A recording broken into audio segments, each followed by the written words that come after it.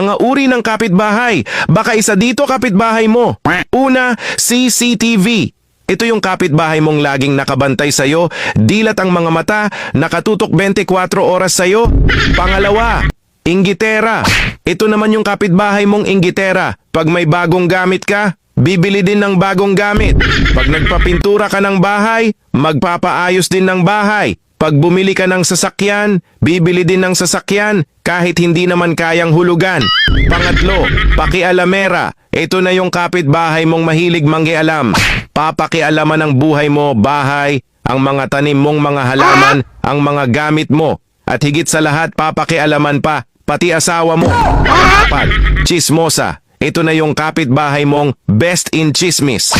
Mapaumaga, tanghali, hapon at gabi, naghahatid ng chismis. Kung naguguluhan ka at hindi mo alam ang nangyayari sa buhay mo, pumunta ka lang sa kapitbahay mong chismosa. Alam nila lahat yan.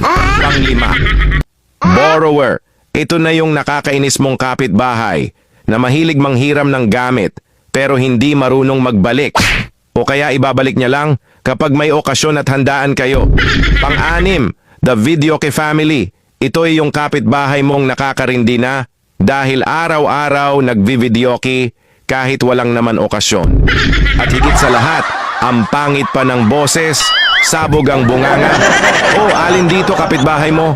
Paalala, ito'y biruan lamang, good vibes lang tayo.